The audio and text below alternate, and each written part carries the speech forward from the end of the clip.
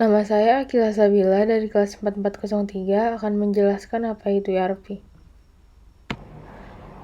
Enterprise Resource Planning atau ERP adalah sistem perangkat lunak modular yang dirancang untuk mengintegrasikan area fungsional utama dari proses bisnis perusahaan ke dalam satu sistem yang terpadu. ERP menstandardisasi, menyederhanakan, dan mengintegrasikan proses bisnis seperti keuangan, sumber daya manusia, pengadaan, distribusi, dan departemen lainnya.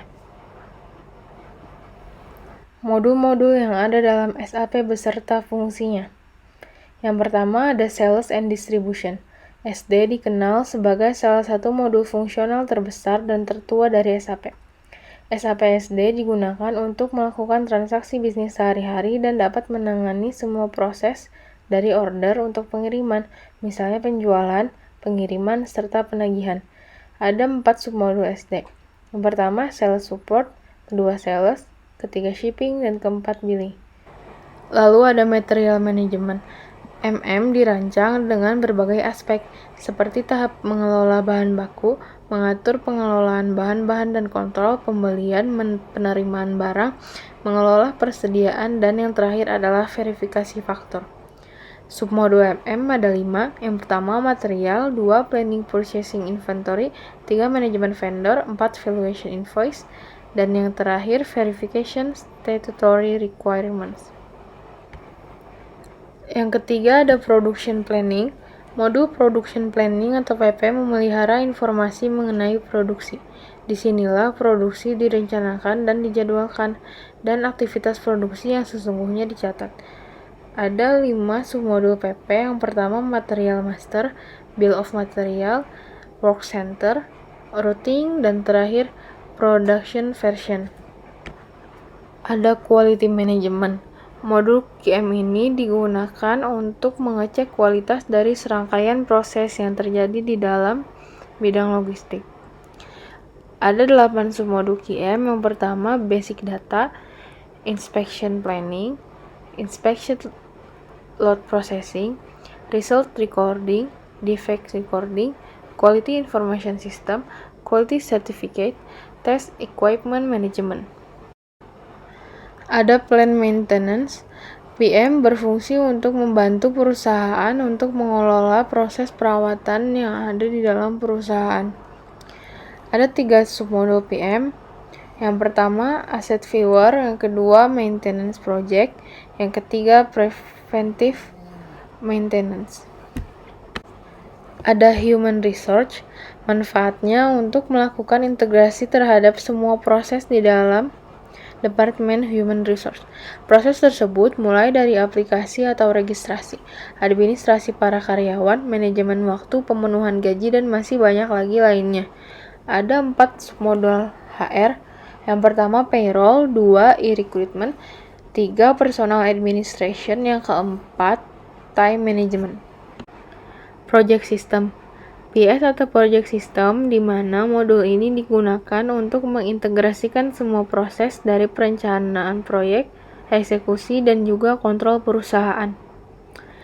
Ada 4 submodul PS. Yang pertama Project Structure, yang kedua Logistik, yang ketiga Project Accounting, dan yang terakhir Period and Closing of Project. Ada Financial Accounting. FI membantu perusahaan untuk bisa menghasilkan laporan keuangan seperti neraca, laporan laba rugi, dan juga laporan analisis. Selain itu, memiliki submodul berupa buku besar yang mana bisa mencatat semua data transaksi perusahaan di dalam bagan akun. Selain buku besar, modul SAPV ini juga bisa digunakan untuk mencatat transaksi piutang pelanggan dan pengelolaan akun pelanggan. Anda juga bisa memposting faktur, memo kredit, uang muka, pembayaran faktur, melakukan eksekusi terhadap laporan pelanggan, dan lain-lain. Ada 5 submodul FI. Yang pertama General Ledger Accounting, Accounts Receivable, Accounts Payable, Asset Accounting, dan terakhir Bank Accounting. Dan SAP terakhir yang akan saya jelaskan adalah Controlling. mengatur keuangan dalam perusahaan secara internal, di mana segala macam bentuk biaya dapat dikendalikan dengan real-time dan akurat. Ada 6 submodul CO. Yang pertama, Cost Element Accounting. Yang kedua, Cost Center Accounting. Yang ketiga, Profit Center Accounting. Yang keempat, Internal Orders. Yang kelima, Product Cost Controlling. Dan yang terakhir, Profitability Analysis. Dan yang terakhir, saya akan menjelaskan bagaimana keterkaitan integrasi antar modul tersebut. Modul-modul pada SAP terintegrasi antara satu dengan yang lainnya. Jika terjadi perubahan pada salah satu modul SAP, maka otomatis akan terjadi perubahan pada modul lainnya atau disebut real-time processing, yaitu data akan terupdate secara langsung ketika user menginput data ke dalam sistem. Contohnya seperti proses penggajian karyawan perusahaan. Divisi HRD akan bekerjasama dengan divisi finance pada waktu yang telah ditentukan kapan pemberian gaji kepada karyawan tersebut dilakukan. Biasanya perusahaan melakukan penggajian setiap sebulan sekali, entah pada awal atau akhir bulan. Ketentuan pemberian gaji karyawan harus sesuai dengan siklus pemasukan dan pengeluaran perusahaan di mana data ini didapatkan dari divisi finance.